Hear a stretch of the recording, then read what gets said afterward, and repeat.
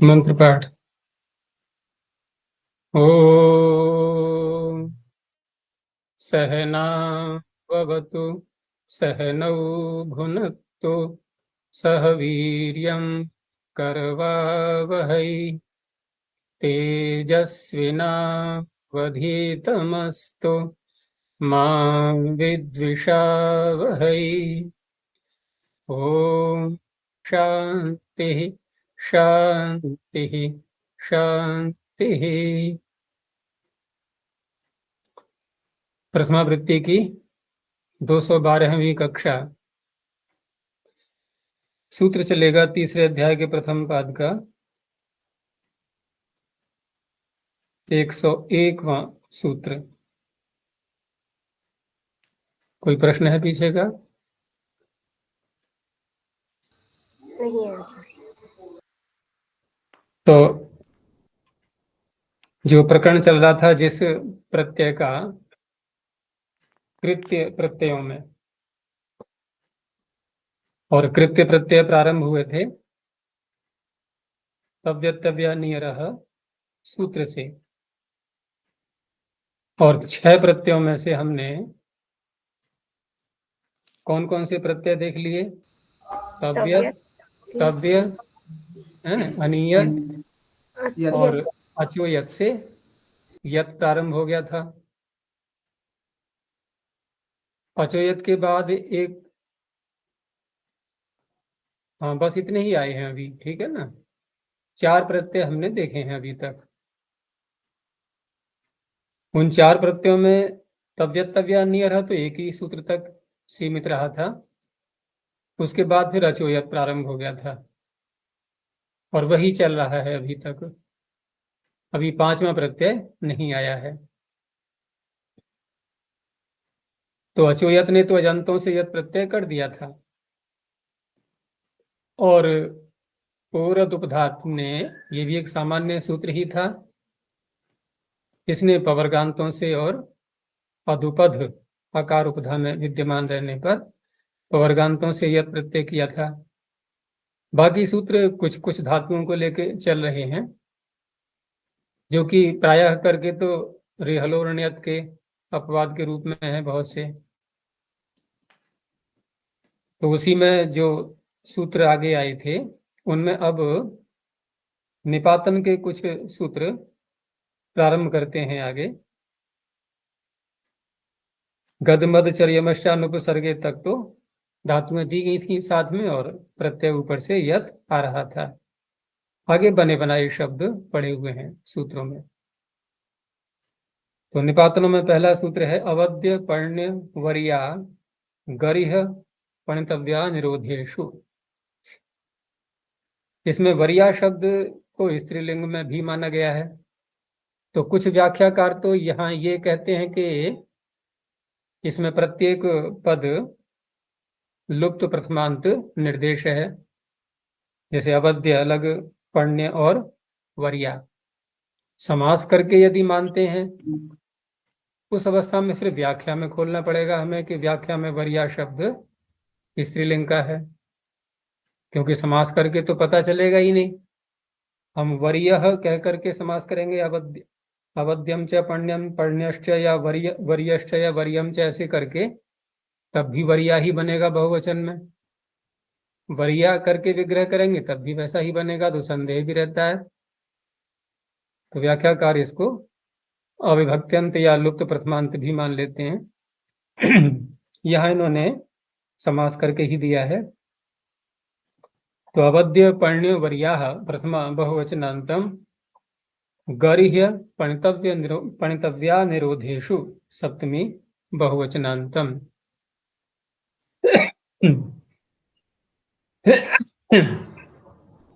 तो अवध्य पढ़ने वरिया में तो द्वंद्व समास हो जाएगा, और गर्ह्य पणितव्य अनुरोध, अनुरोध में पहले नए समास कर लेते हैं। उसके बाद फिर द्वंद्व समास। तो यहाँ पर 3 शब्द निपातित हैं और 3 ही उनके अर्थ दे दिए हैं, यथासंख्य हो जाएगा। तो अवध्य पर्ण्य वरिया, इत्येते शब्दाः यत् प्रत्यांता निपात्यन्ते गर्ह्य पणितव्य अनिरोध इत्येतेषु अर्थेषु। अवध्य शब्दों को निपातित किया है यहाँ पर, तो अवध्य शब्द किस अर्थ में निपातित होगा? गर्ह्य अर्थ में। गर्ह्य का अर्थ क्या होगा? निंदा के योग्य। तो वद धातु से यहाँ पर करेंगे, और वद धातु से आगे जो सूत्र आएगा वदह सुपी क्यपच, तो इस सूत्र से क्यप की प्राप्ति यहाँ पर हो रही थी। उस क्यप की प्राप्ति का ये अपवाद हो गया यत् प्रत्यय। क्योंकि क्यप करेंगे तो संप्रसारण हो जाएगा फिर। तो इस तरह से इस सूत्र से न का समास करेंगे बाद में, तो वद धातु से यत् प्रत्यय किया और वद्य बन गया, और नए समास करके अवद्य। अवध्यम पापम, तो पाप कैसा है? निंदित है, गर्य है, तो निंदनीय अर्थात न करने योग्य, ऐसा कोई पाप कर्म अवध्यम पापम। दूसरा शब्द है पण्य, तो पण्य के लिए अर्थ दिया है पणितव्य, तो उसी धातु से शब्द बना हुआ है, उसी धातु से अर्थ भी बता दिया।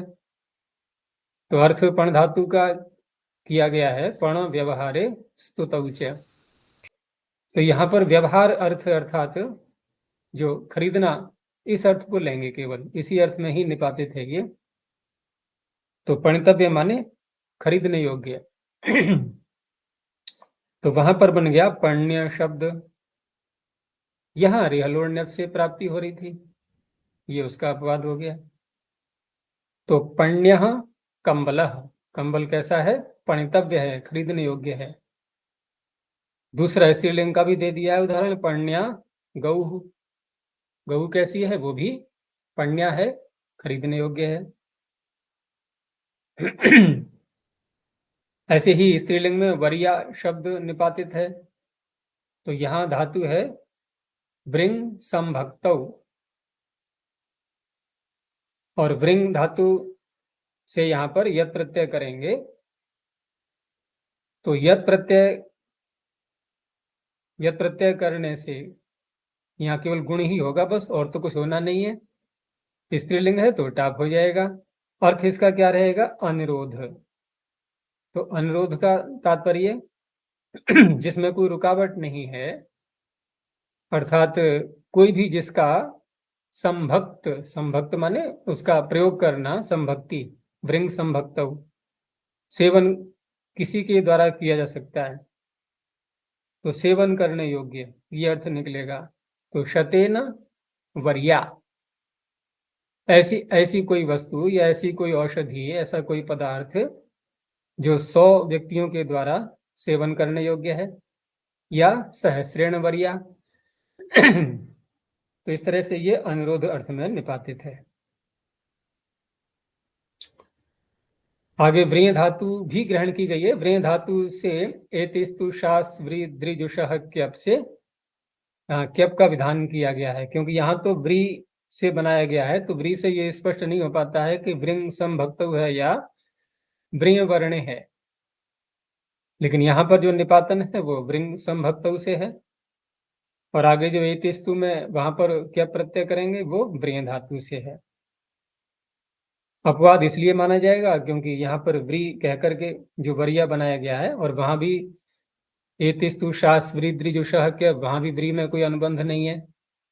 अनुबंध नहीं होता है तो सभी प्रकार का ग्रहण हो सकता है, तो वृंग का भी ग्रहण हो सकता था, लेकिन वो तो व्याख्या से वहां पर व्रेय का ही ग्रहण किया गया है। तो इस तरह से शतेन वरिया सहस्रेण वरिया। अगला सूत्र है वह्यम करणम। वह्यम प्रथमैक वचनांतम, करणम प्रथमैक वचनांतम। वह धातु हो करणे अर्थे यत् प्रत्ययो निपात्यते। अब यहाँ पर अर्थ निर्देश किया है, लेकिन विभक्ति है इसमें प्रथमा करणम। सूत्र बनना चाहिए वह्यम करणे, जैसे आगे भी देखो आएंगे सूत्र, आगे आएगा उपसर्या काल्या प्रजने, तो यहाँ करणे होना चाहिए। लेकिन ये भी एक शैली है, हम अर्थ इस तरह से ही बोल सकते हैं कि वह्यम इति निपात्यते करणम, करणम चेत तद्भवति।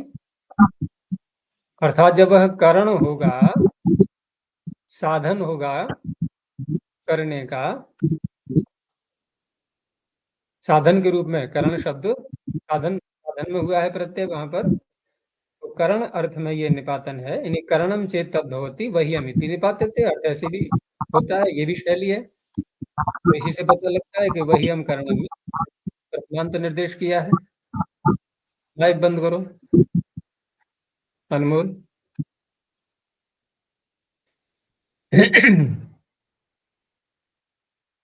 तो इस तरह से वह धातु से यहाँ पर हलंत है ये, तो हलंत होने से कौन सा प्रत्यय होना चाहिए था? रेहलोर्ण्यत, तो उसका ये अपवाद बन जाएगा।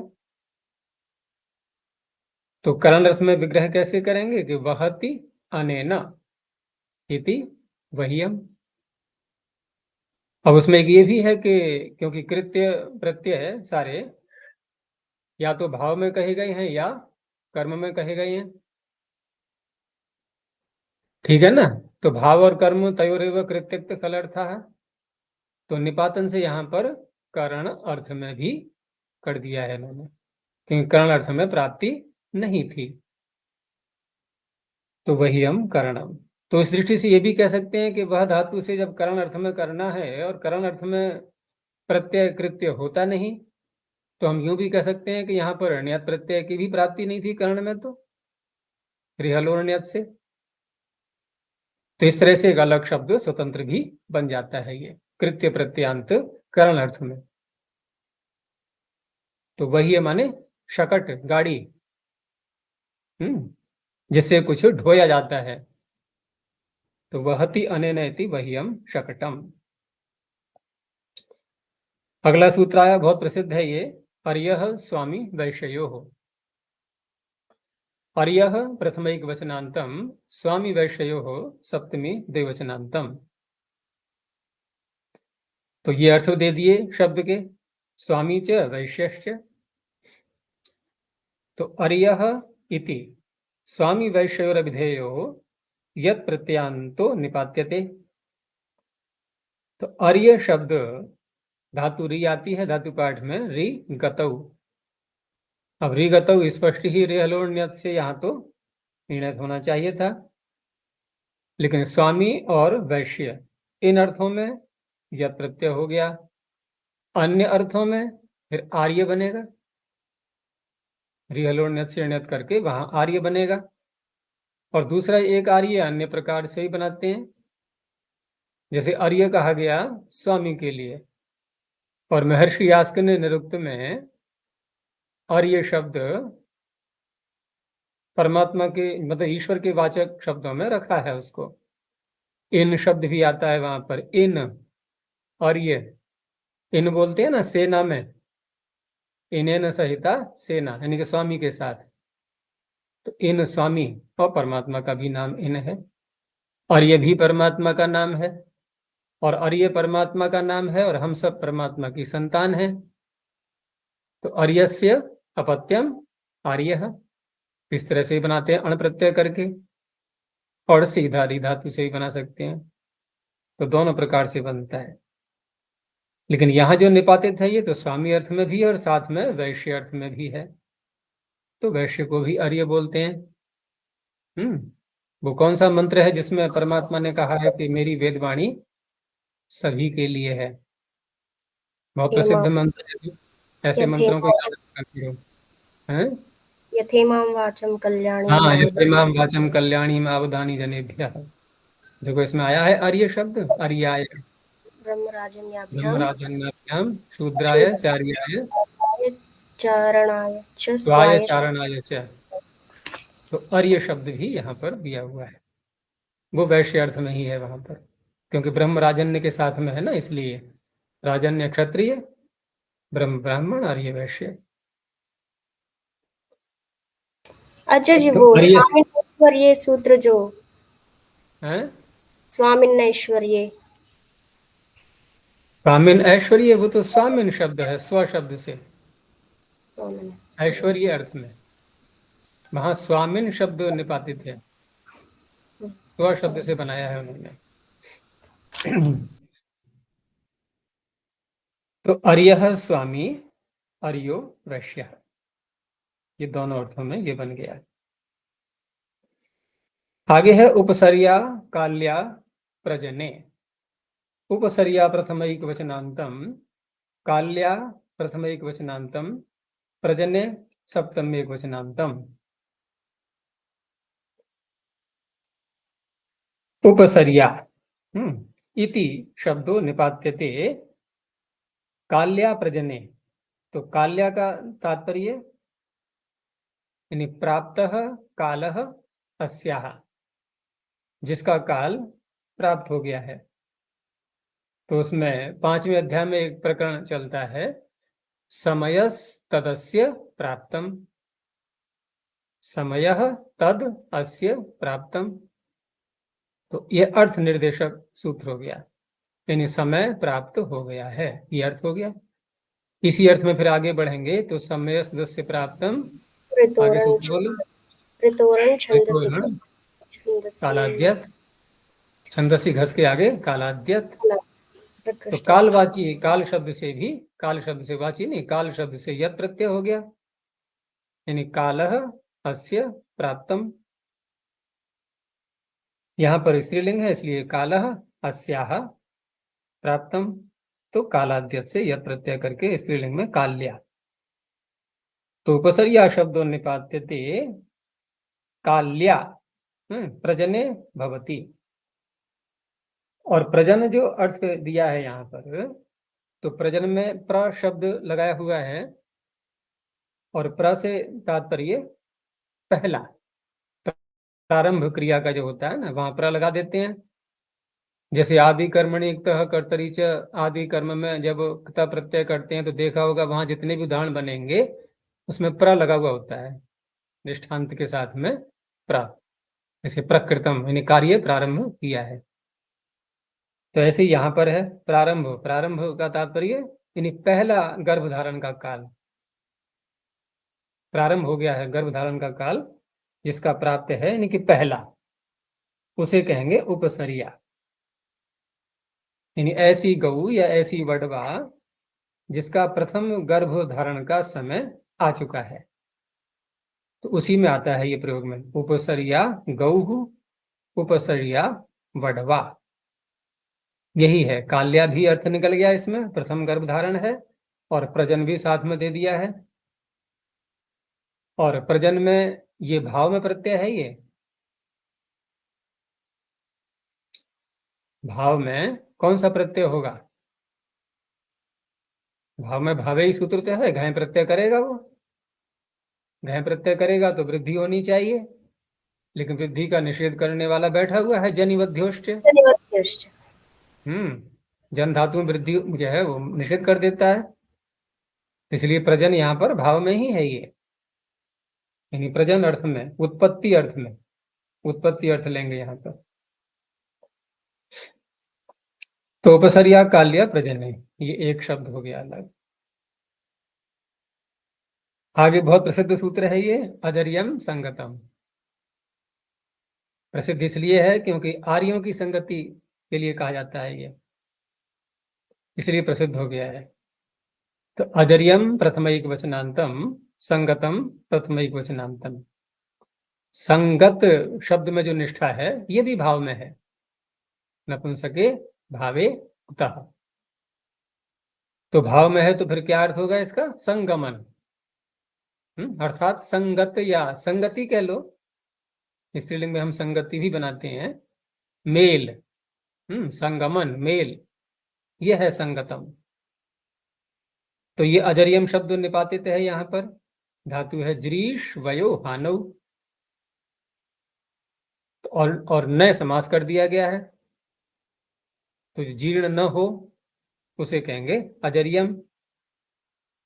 तो अजरियम नए पूर्वा जरीश धातु हो संगतम इत्यस्मिन् अर्थे यत् प्रत्ययो निपात्यते। और दूसरा इसमें एक और भी विशेषता है कि जो पीछे कर्तरी शब्द था वहां से इसकी अनुवृत्ति ले आते हैं। अजरियम संगतम सूत्र में कर्ता में निपातित है ये, तो कर्ता पीछे कहाँ का आ गया था?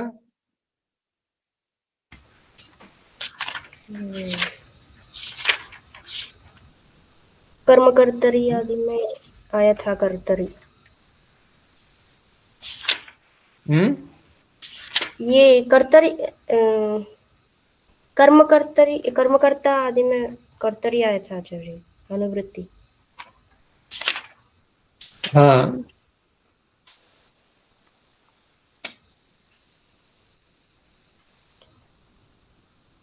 इन्होंने यहाँ वैसे दिया नहीं है ये। सार्वधातुक कर्तृवाद नहीं, कर्तरी शब्द पीछे आ चुका है, वो ठीक है, दूर है। कर्म कर्तरी नहीं, सार्वधातुक, हाँ, वहां जो कर्तरी प्रारंभ होता है ना कर्तरी शब्द से, तो वही कर्तरी है, तो उसको यहाँ पर ले लेते हैं, उसी अर्थ में करते हैं इसको निपातित।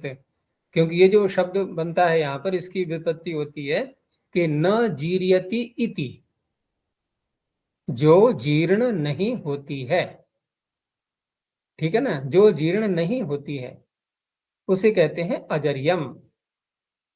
तो जीर्ण होती ही नहीं है, अर्थात श्रेष्ठ पुरुष, इनका मिलना जब हो जाता है तो ये इनका फिर बिछुड़ना नहीं होता है। बिछुड़ना का तात्पर्य उनमें द्वेष की भावना कभी नहीं आती है, नहीं तो आर्य वो रहे क्या फिर वो। तो आर्य संगतम अजरियम, आर्यों का मेल अजर्य होता है, वो जीर्ण नहीं होता है, इसलिए प्रसिद्ध हो गया है ये सूत्र है। और प्रार्थनाएं आती हैं मंत्रों में भी, अजरियम नोस्तु संगतम, हमारी संगति, हमारा मेल, हमारा परस्पर जो संबंध हुआ है वो कैसा होना चाहिए, अजरियम। तो जी अजर्य धातु भाग है क्या? अजर्यम नोस्तु संगतम हम्म मंत्र का भाग ये है क्या? ये हाँ, वो ध्यान नहीं आ रहा है मुझे, ये शायद उसी का है, क्योंकि नह शब्द जो आते हैं ना प्राय करके, नह वह, ये सब ये मंत्रों में ही अधिक प्रयोग में आते हैं। तो अजरियम नोस्तु संगतम, देख लेना इसकी, करना खोज इसकी, कहाँ का वाक्य है ये, इसका पता इन्होंने दिया नहीं है यहाँ पर। तो इस तरह से ये अजरीय शब्द जरी धातु से अब होना चाहिए था, क्योंकि जरी ऋकारांत है तो रिहलोड़ न्यत से नियत होना चाहिए था। तो इसलिए यहाँ पर, और दूसरी बात यह है क्योंकि कर्ता में भी करना है इसको, कर्ता में भी करना है इसलिए भी, क्योंकि भाव और कर्म में होते हैं सारे प्रत्यय, तो इसलिए भी ये निपातित किया गया है। क्योंकि निपातन करना तभी पड़ता है जब वो शब्द बन नहीं पाता है सामान्य अवस्था में, तभी निपातित करना होता है उसके लिए। तो कर्ता में भी नहीं बन पाता, और बनता भी तो फिर ण्यत प्रत्यय होता रिहलोड़ ण्यत से, तो दोनों बातों में हो गया। आचार्य जी, हम्म वैसे शब्द करते नेचर आवाज कट गई तुम्हारी, दोबारा बोलो।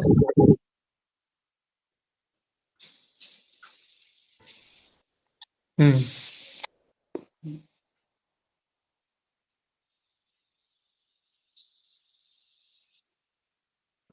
नहीं आ रही है,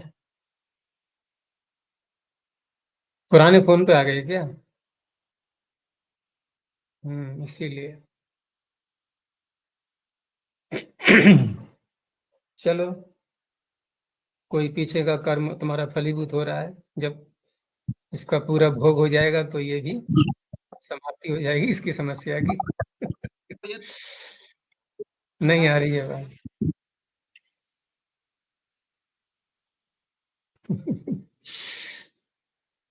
मैसेज में प्रश्न डाल दिया करो, ठीक है ना, मैसेज जो है ना इसमें इसमें डाल दिया करो प्रश्न।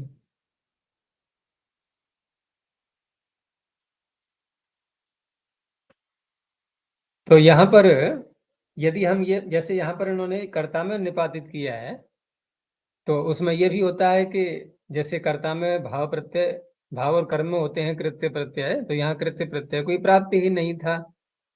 और कर्ता में यदि हम कर रहे हैं तो कर्ता में तो फिर कौन सा होना चाहिए, बोल त्रिचौ, कर्ता में तो णमूल और त्रिज यही प्रत्यय कहे गए हैं, तो इस दृष्टि से ये उनका भी अपवाद बन जाएगा, क्योंकि कर्ता में कर रहे हैं हम और अजर हम शब्द बना रहे हैं। चलो ये हो गया, यहां तक ये हो गए निपातन। अब आगे फिर सूत्र आया वदह सुपि क्यप्च।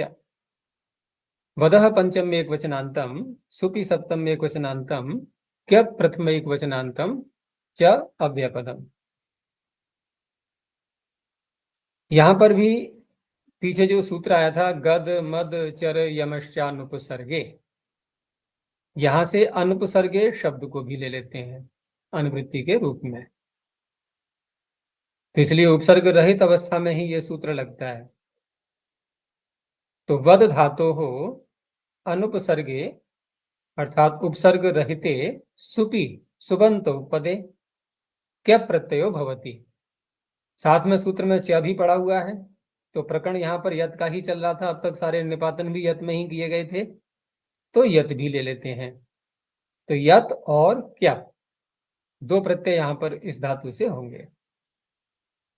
और वैसे देखें हम सामान्य रूप से, तो वद धातु से क्या होना चाहिए था, कौन सा प्रत्यय होना चाहिए था? रिहलोन। हाँ, क्योंकि हलंत है ये, तो रिहलोन नियत से नियत की प्राप्ति हो रही थी। और यहां पर सुबंत उपद रहते हुए अब यहां पर जब वद धातु से क्यप करेंगे तो क्यप प्रत्यय क्योंकि कित भी है, तो कित होने से संप्रसारण भी होगा, वची स्वपि यजादि नाम किति, तो वद का बन जाएगा उद, संप्रसारणाच से पर संप्रसारणाच से पूर्व रूप करके उद बन जाएगा। तो विग्रह कैसे करेंगे?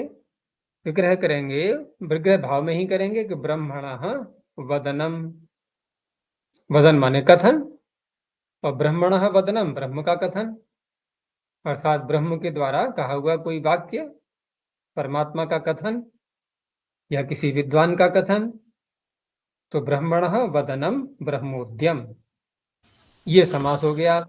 क्योंकि समास भी करना होगा हमें यहाँ पर, जब ब्रह्म अर्थात सुबंत उपपद रहते हुए क्या प्रत्यय हो रहा है, तो उपपद मतिंग ये भी लगेगा। तो स्थिति क्या रखेंगे प्रारंभ में, जैसे कुंभकार बनाते हैं ठीक उसी प्रकार से, उसी शैली से कि ब्रह्मन अम और आगे वद यप, जैसे वहां क्रियण है कुंभ अम क्रियण, ऐसे यहाँ पर ब्रह्मन अम और वद यप, ये स्थिति ऐसे करके समास करेंगे। समास करके अम हट जाएगा। नहीं, अम क्यों रखेंगे, षष्ठी ngस, ngस रखेंगे। ब्रह्म अच्छा जी, ब्रह्मन कृत्यानाम कर्तरिवा भी लगता है क्या?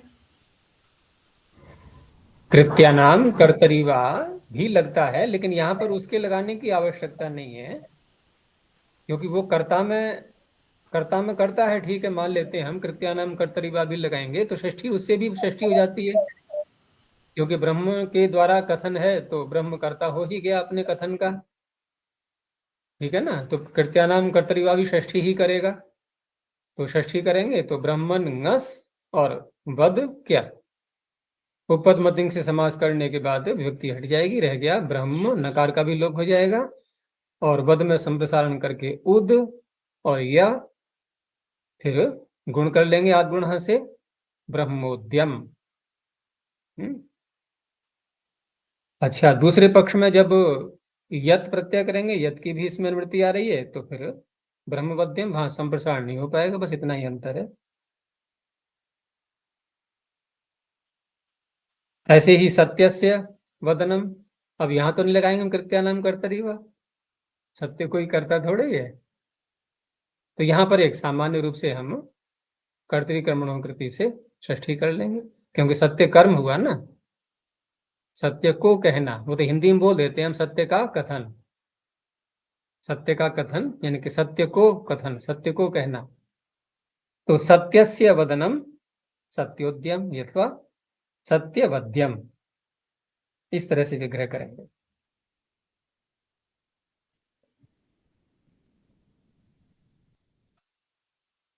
आगे भुवो भावे। अब सुपी को आगे 2 सूत्रों में और ले लेंगे, सुबंत उपपद रहते लगेंगे ये सूत्र भी दोनों। तो भुवः पंचम एकवचनांतम, भावे सप्तम एकवचनांतम। अब यहां पर यत् की अनुवृत्ति पीछे से चल रही थी अब तक, वो समाप्त हो चुकी है। अब केवल ये क्यप ही आगे जाएगा और ये क्यप ये कई सूत्रों तक जाएगा आगे। अब ये कौन सा प्रत्यय प्रारंभ हो गया है संख्या की दृष्टि से देखें तो कृत्य प्रत्ययों में 5वां 5वां हो गया तव्य, तव्य, अनियर, यत और क्या। क्या आगे केवल एक ही शेष बचा है, ण्यत। जिसके लिए सारे अपवाद चल रहे हैं प्रायः करके, कई अपवाद आ चुके हैं उसके। तो यहां पर भी अनुपसर्गे शब्द को ले लेते हैं, अनुपसर्गे सुपि उपपदे है भू धातो हो भावे क्या प्रत्ययो भवति। भाव में क्या प्रत्यय हो जाएगा, भावे भी साथ में बोल दिया है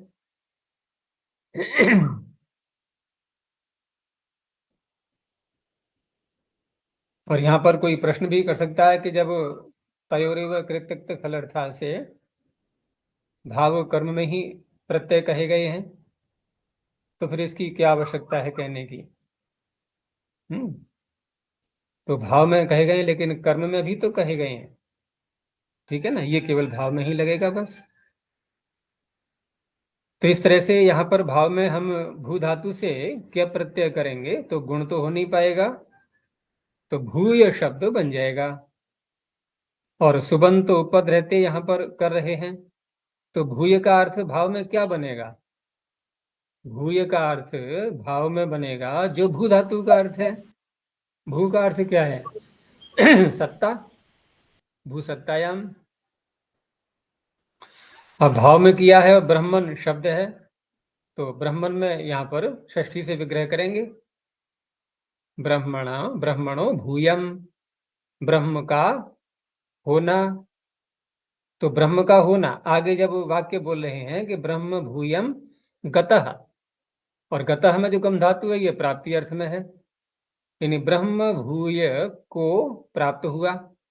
तो ब्रह्म भूय को प्राप्त हुआ का तात्पर्य क्या होगा, क्योंकि भाव में किया है तो भाव में हम तल प्रत्यय भी तो करते हैं, तो हम ब्रह्मता को जो प्राप्त हुआ है, ब्रह्मत्व को जो प्राप्त हुआ है, और ब्रह्मत्व को प्राप्त हुआ का तात्पर्य ब्रह्म के जो गुण हैं वो जिसने अपना लिए हैं अपने जीवन में, और सारे कार्य उसके उसी प्रकार के हो रहे हैं जैसे परमात्मा के कार्य होते हैं, सबके साथ जो व्यवहार होता है ईश्वर का, वैसा ही ऐसा व्यक्ति उसे कहेंगे ब्रह्म भूयम गतः।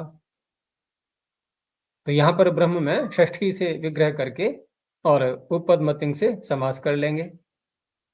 ऐसे ही देवत्वम गतः, देव भूयम गतः, देवत्व को जो प्राप्त हो गया है, दिव्य गुणों से जो युक्त हो गया है, देवों के स्वभाव को जिसने धारण कर लिया है कुछ लोग यहाँ ये भी मान लेते हैं कि चलो ठीक है, हम जब कर्म में इसका कोई प्रयोग मिलेगा ही नहीं, क्योंकि भू धातु में यदि हम उपसर्ग नहीं लाते हैं तो ये सकर्मक बनती है या कि अकर्मक बनती है, क्योंकि भू धातु सकर्मक कब बनती है, जब उपसर्ग लगाते हैं, जैसे अनु आदि लगा देते हैं अनुभवती। लेकिन अकेली भू धातु का प्रयोग करते हैं तो ये तो भाव में ही इसका प्रयोग होता है प्रायः करके, तो यहाँ भावे कहने की आवश्यकता ही नहीं थी। तयोरे में कृत्यक्त खलर्था से भाव में और कर्म में प्रत्यय कहे जा रहे हैं, और कर्म में यहाँ संभव नहीं है अनुपसर्ग अवस्था में, तो भाव में ही होता। तो उसका समाधान बहुत से व्याख्याकारी देते हैं कि भावे जो ग्रहण किया गया है वो अगले सूत्र के लिए है। और ऐसे उत्तर बहुत जगह आएंगे कई सूत्रों में कि जहां पर उस सूत्र में उस पद की आवश्यकता नहीं होती है, तो उस पद को हम अगले सूत्र में ले जाकर के वहां चरितार्थ करते हैं, फिर ऐसा भी अनेकत्र देखने को मिलेगा।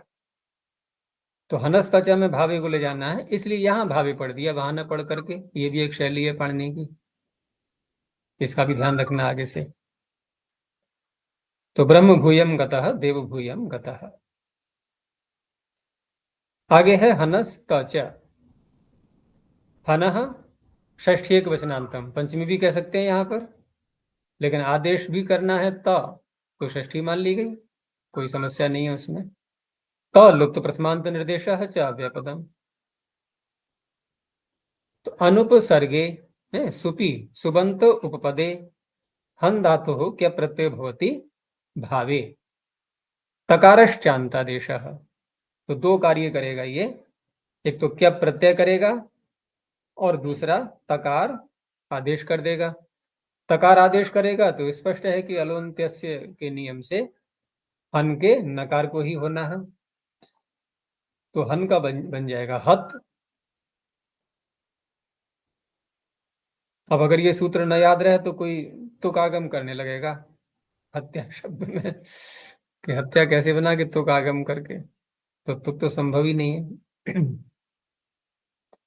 संभव तो है, वो इस तरह से करेंगे कि वो क्या प्रत्यय करके और हन के नकार को कैसे हटाएंगे फिर, हन के नकार को हटाएंगे वो स्थानीवत हो जाएगा। तो इस तरह से यहाँ पर तकार आदेश ही कर दिया है सीधा। अब यहाँ पर भाव अर्थ में अब घट जाएगा ये, ठीक है ना, ऊपर का जो भावे है यहाँ चरितार्थ हो गया कि भाव अर्थ में हो जाएगा। तो भाव अर्थ में हो जाएगा तो ब्रह्मण हननम, ब्रह्मण में षष्ठी से विग्रह कर लेंगे, तो ब्रह्मण हननम ब्रह्म हत्या उपपदमतिंग से समास करके। और दूसरी बात यह है कि ये शब्द स्त्रीलिंग में ही प्रयोग में आता है, तो स्त्रीलिंग में प्रयोग में आता है ये फिर स्वभाव से ही माना जाएगा, क्योंकि यहाँ पर कोई ऐसा निर्देश नहीं है कि क्या प्रत्यांतों से हम स्त्रीलिंग में ही बनाएंगे, क्योंकि प्रत्यांत शब्द प्रायः करके कैसे आते हैं, उसमें भाव में सब प्रत्यय करते हैं या कर्म में करते हैं। तो कर्म में तो ठीक है, कर्म के अनुसार लिंग वचन सबका हो जाता है, लेकिन भाव में जब प्रत्यय करते हैं तो हम कौन से लिंग का प्रयोग करते हैं, अन्य शब्दों में देख लो, जैसे गमनम हननम पठनम पचनम ये सारे बोलते हैं नहीं इस प्रकार के शब्द, तो वहां पर नपुंसक लिंग का ही तो प्रयोग करते हैं। तो भाव में जो प्रत्यय करेंगे हम कृत्य, वहां नपुंसक लिंग का प्रयोग कर देते हैं, लेकिन यहाँ स्त्रीलिंग का प्रयोग है, तो यह है केवल स्वभाव से, क्योंकि लिंगों का निर्देश है वो प्राय करके लोकाधीन माना गया है। तो हत्या शब्द स्त्रीलिंग में ही आता है, हत्या नहीं बोलेंगे कभी, हत्या में ऐसे नहीं बोलेंगे, हत्या। तो ब्रह्मणो हननम ब्रह्मत्या, दस्यु नाम या दस्यो हो हननम दस्यु हत्या, दस्यु का हनन।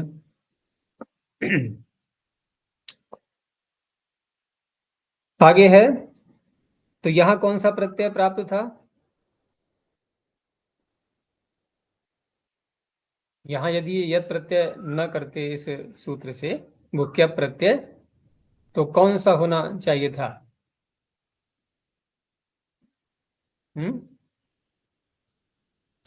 नेत। हाँ, लेकिन नियत प्रत्यय तो, नियत प्रत्यय यदि करेंगे तो शब्द क्या बनेगा, घात। नियत प्रत्यय करके। नियत प्रत्यय करके घात कैसे बन जाएगा, तो नियत प्रत्यांत का हन धातु का प्रयोग ही नहीं है कहीं पर। तो ये भी क्या कहते हैं इसको, कि नियत प्रत्यय नहीं होता है अनभिधान होने से। अनभिधान का अर्थ है जिसका कथन कहीं किया ही नहीं गया है पूरे संस्कृत साहित्य में, है कहीं किसी ने प्रयोग ही नहीं किया है जिसका, उसे कहते हैं अनभिधान। कथन न होने से, कथन न मिलने से, किसी के द्वारा प्रयोग न मिलने से। कहीं सुना है हन धातु से नियत प्रत्यय, कहीं नहीं होता है। घाय प्रत्यय होता है, घात बोलते हैं नहीं, घात, तो इस तरह से घात बन जाएगा। फिर भाव में करेंगे तो ये सूत्र अगर न होता तो सीधा फिर घाय ही होता, नियत तो संभव था ही नहीं, क्योंकि अनभिधान है इसलिए। तो घात का तो प्रयोग मिल जाता है। तो आगे है एति स्तु शास वृद्धिजुषः क्या, एति स्तु शास वृद्धिजुषः पंचम क्वचनांतम क्या प्रथम क्वचनांतम। तो इसमें जो धातुएं पड़ी हुई हैं, एतिश्च स्तुश्च शाश्च व्रीच द्रीच जुष्ट, तो समाहार द्वंद्व समास करके। और धातुएं कौन सी ली जाएंगी इसमें, जैसे इण धातु है, पहली इणगतौ, ष्ट्वे स्तुतौ, शासु अनुशिष्टौ, व्रिय वर्णे, दृंग आदरे, और जुष धातु जुषी प्रीति से बनयो हो। इत्येतेभ्यो धातुभ्यः क्यप प्रत्ययो भवति।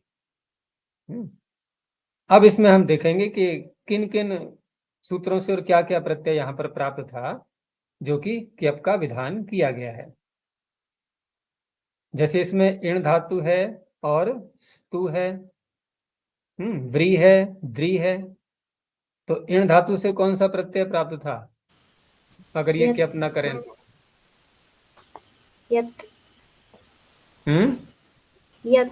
हाँ, अजंत होने से यत प्रत्यय की प्राप्ति थी। ऐसे ही स्तु धातु से यत। तु धातु से यद भी है, और आगे देखो एक सूत्र जो आएगा रेहलोण्यत,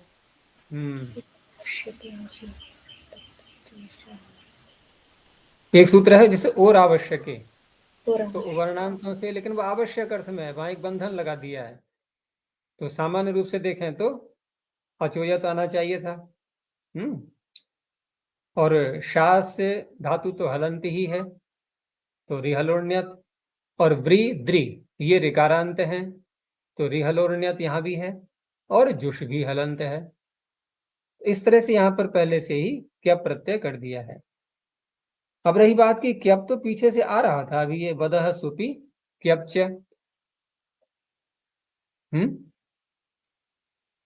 वदह सुपी क्यपच से क्यप की तो अनुवृत्ति चल ही रही थी, और फिर भी यहाँ पर दोबारा क्यप किया गया है, तो इसकी क्या आवश्यकता थी, हो गई। हम पीछे से क्या अनुवृत्ति नहीं ले सकते थे यहाँ पर। यद्यपि ये बातें यहाँ तो प्रथम वृत्ति में बताई नहीं जाती हैं, लेकिन ऐसे ही प्रसंग मैंने छेड़ दिया है कि क्या प्रत्यय जब आ रहा है पीछे से, और यहाँ फिर कह दिया गया है कि तिस्तु शास वृद्धि जुषह क्या, तो क्या लग रहा है, क्या आवश्यकता पड़ गई यहाँ पर क्या ग्रहण दोबारा करने की। तो ऐसी अवस्था में क्या है कि फिर ज्ञापन निकालते हैं कोई ना कोई, जब पद व्यर्थ हो जाता है तो कोई विशेष नियम या विशेष ज्ञापन ऐसा निकलता है, तभी सार्थक हो पाएगा वो।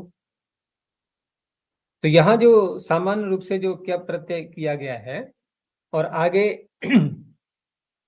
आगे जो सूत्र आएगा एक सत सु द्विष, पूरा करो उसको, सत सु द्विष द्रुह दुह युज वेद भेद छेद जिनी राजा उपसर्गेपि क्विप, आएगा नहीं आएगा? तो वहां पर उपसर्ग ग्रहण किया गया है, ठीक है ना, वहां पर उपसर्ग ग्रहण किया गया है, और वहां पर उपसर्ग ग्रहण इस बात का ज्ञापक बन जाता है कि अन्यत्र यदि कहीं पर हम सुप ग्रहण करेंगे, क्योंकि वहां पर सुप है ना, सुप ग्रहण करेंगे तो उस अवस्था में उपसर्ग वहां पर नहीं होता है। तो इस तरह से यदि हम उपसर्ग का यहाँ पर प्रयोग करेंगे, सत्सु द्विष द्रुह दुह, सूत्र को देखो वहां पर कौन कौन सी धातुएं पड़ी हुई हैं, उसमें जो धातुएं पड़ी हैं इनमें से कोई आ रही है क्या?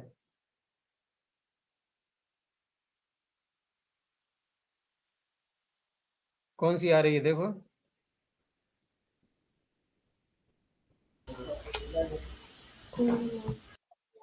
इनमें से तो कोई भी नहीं मिलेगी ना वहां पर।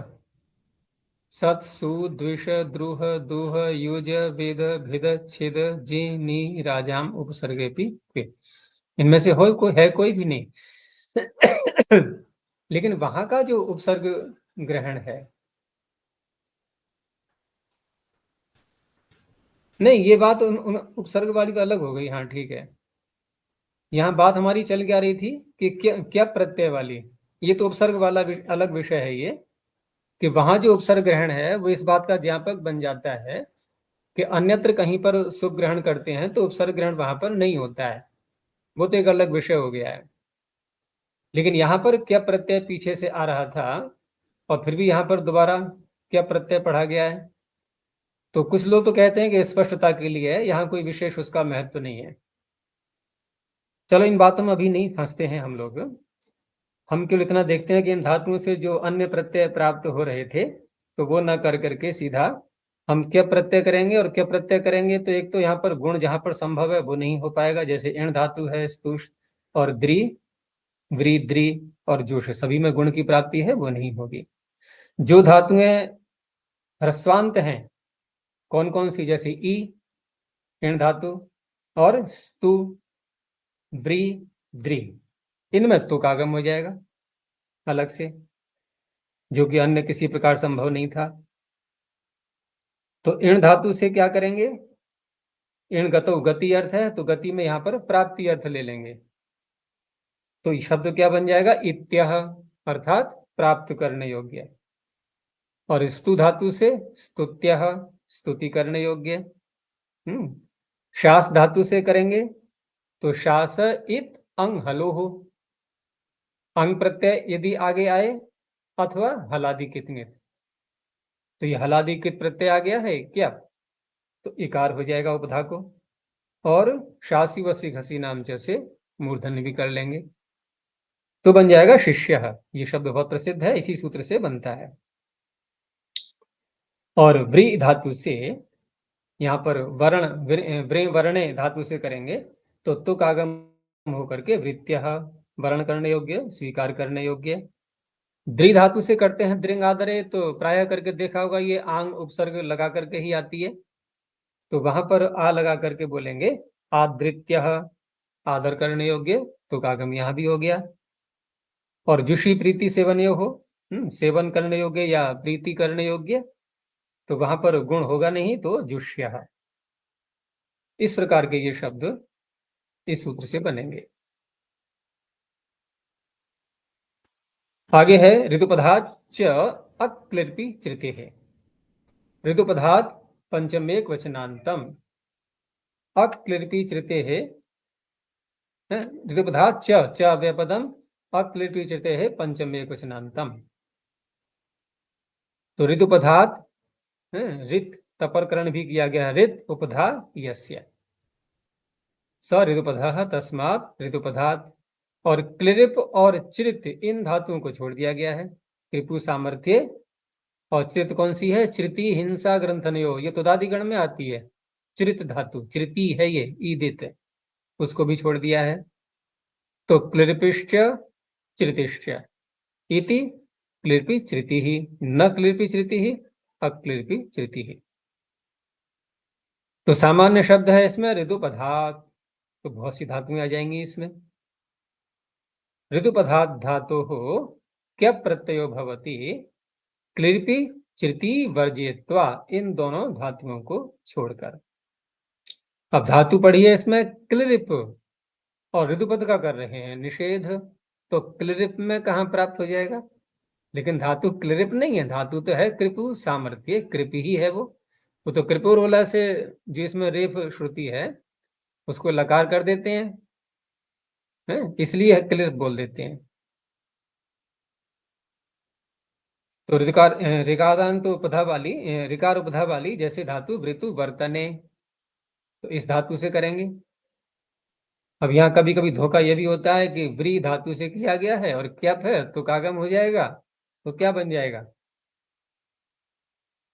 पीछे बनाया नहीं अभी देखो, एतिस्तु शास्त्री द्रिजुषः के अपना देखो, व्री का क्या उदाहरण है, वृत्त्यः।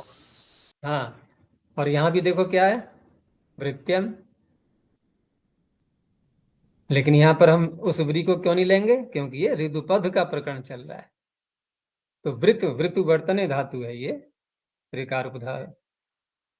तो वृत्यम का अर्थ क्या हो गया, व्यवहार करने योग्य, बरतने योग्य, प्रयोग में लाने योग्य। बरतना उसी को बोलते हैं कि हिंदी में बरतना बोलते हैं ना, वर्तना धातु वही है, वृत्त वर्तना, वह को ब हो गया है, तो बरतना बरतने योग्य, और इसी से बन जाता है बर्तन पात्रों को बोलते हैं ना बर्तन, तो बर्तन क्या है ये, वर्तन, बर्तन क्या है, प्रयोग करने योग्य, बरतने योग्य, वही है अर्थ, तो बिगड़ के बन गया उसका बर्तन। तो वृत्यम बरतने योग्य है। ऐसी वृद्ध धातु से करेंगे, यदि ऋतुपद है तो बढ़ने योग्य। अब यहां यदि ये क्या प्रत्यय न करें इस सूत्र से तो क्या प्राप्त हो रहा है?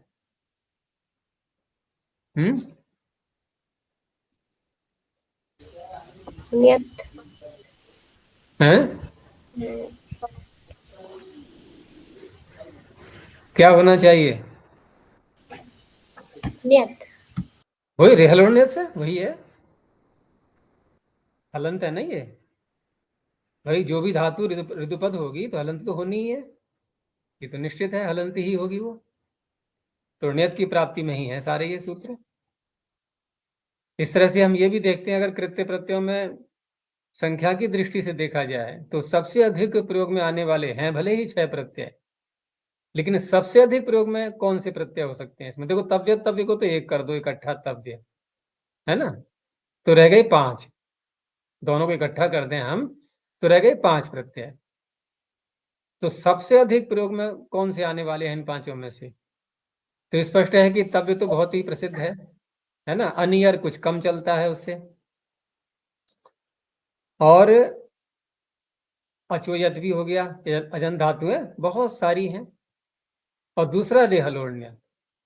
तो कम सबसे 4 तो हमने बोल ही दिए भाई। तव्य में 2 आ गए, तव्य ये हो गया, अनियर हो गया, यत हो गया और ण्यत हो गया। तो एक ही तो बचा क्यप। क्यप का प्रयोग कम है, क्यप का प्रयोग कम होता है, बाकी सबका बहुत प्रयोग होता है।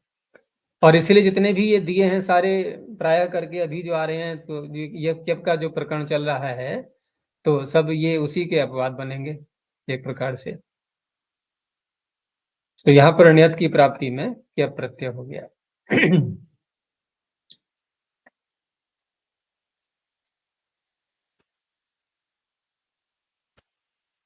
आगे है ई च खनः। ई लुप्त प्रथमांत निर्देशः, च व्यपदम खनः पंचम एकवचनांतम। खनु अवधारणे, खोदने अर्थ में आती है ये। तो खन धातो हो क्यप प्रत्ययो भवति, ईकारश्चान्तादेशः, 2 कार्य हो गए इसके, और ये भी नियत का ही अपवाद है। तो नियत यहां पर नहीं होता, यानी खान्य शब्द नहीं बनेगा। तो खन धातु से क्यप करके और नकार के स्थान पर कर दिया ई, और गुण होकर के खे बन जाएगा। तो गुण कैसे करेंगे? नहीं, नकार के स्थान पर ई किया तो क्या बना? ख ई। ख ई, यहां गुण है, ये संधि वाला गुण, वो गुण नहीं है सार्वधातु कारधातु का योग। तो गुण करके बन गया खे, खेयम। खेयम का अर्थ हो गया खोदने योग्य, क्योंकि कृत्य प्रत्यय हो रहा है, भाव में ही होने, भाव और कर्म में खोदने योग्य है। आगे है भ्रियो असंज्ञायाम। भ्रियः पंचम एकवचनांतम, असंज्ञायाम सप्तम एकवचनांतम। संज्ञा विषय से भिन्न अर्थ लेना है यहाँ पर। तो असंज्ञायाम विषय भ्रिय धातु हो क्यप प्रत्ययो भवति, और संज्ञा में होगा तो फिर रेहलोन्यत से ण्यत हो जाएगा। असंज्ञा में करेंगे तो क्यप हो जाएगा। अब जैसे भृत्य किसी की संज्ञा नहीं है, भृत्य का अर्थ है कि जिसका भरण पोषण किया जाता है, जिसको कार्य करके और वेतन आदि दे करके जिसका भरण पोषण करते हैं, तो वो भृत्य हो गया यहाँ पर। और क्या प्रत्यय होने से तुक आगम हो जाएगा, ह्रस्व से कृति कृति तुक। तो भृत्याह कर्म करा है, इसी अर्थ में आता है ये, कर्म कर अर्थ में, अर्थात कर्मचारी।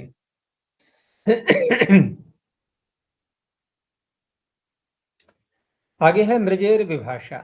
मृजे है पंचम एकवचनांतम, विभाषा प्रथम एकवचनांतम। मृजूष शुद्धौ, बहुत प्रयोग में आने वाली धातु है ये। तो मृजु शुद्धौ धातु हो विभाषा क्यप प्रत्ययो भवति। अब विकल्प करके क्यप कर रहे हैं यहाँ पर, तो फिर दूसरे पक्ष में जो प्राप्त है वो हो जाएगा। तो हलंत होने से रेहलोन्यति ही प्राप्त है तो वो हो जाएगा। तो इस तरह से मृज धातु से जब क्यप प्रत्यय करेंगे, अब यहाँ पर गुण आदि, गुण तो क्या वृद्धि हो रही है, नहीं वृद्धि प्राप्त होती है ना, वो भी नहीं होगी। तो परि उपसर्ग लगा करके परिमृज्य। अब जब क्यप नहीं करेंगे और ण्यत करेंगे तो अब एक कार्य यहाँ पर और भी होगा वृद्धि के अतिरिक्त। मृज को तो मार्ज बन ही गया है, और कौन सा कार्य होगा? चजो को घृणित हो। हाँ, तो चजोगु घृण्यतो में नियत प्रत्यय पड़ा हुआ है। हम प्राय करके उसको अधिक कहाँ लगाते हैं? घित घित घित प्रत्यय पर रहते, घय प्रत्यय में लगता है ना, लेकिन नियत भी वहां पर पड़ा हुआ है। घृण्यतो हो, घित न्यत, घित्र न्यतो हो, घृण्यतो हो। यरो नुनासिक नुनासिक हुआ, और फिर ष्टुनाष्टु हो। पहले घित को दकार नकार कर लेंगे, पहले दकार करेंगे, फिर नकार करेंगे, फिर नकार करेंगे, 3 चरणों में घृण्यतो हो। तो वहां बन जाएगा परिमार्ग्य।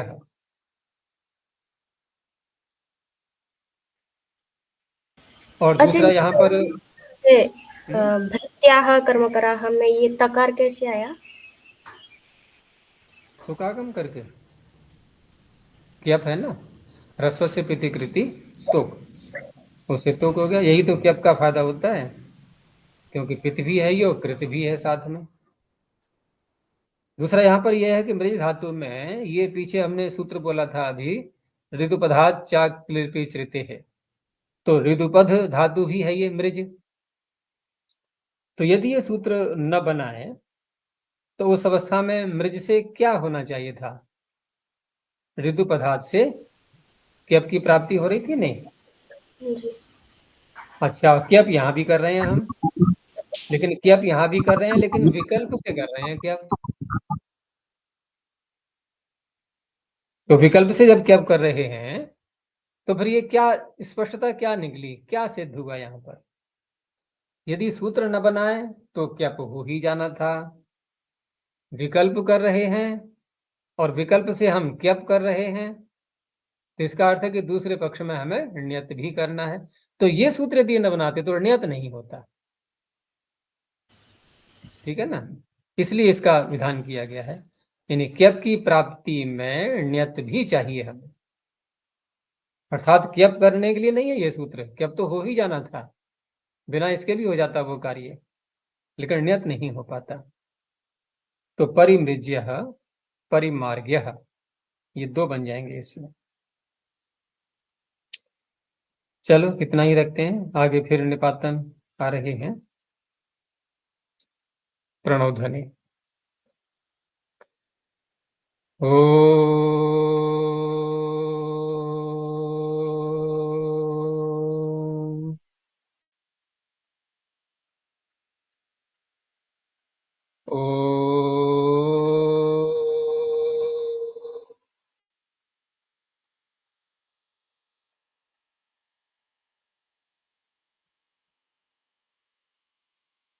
ओ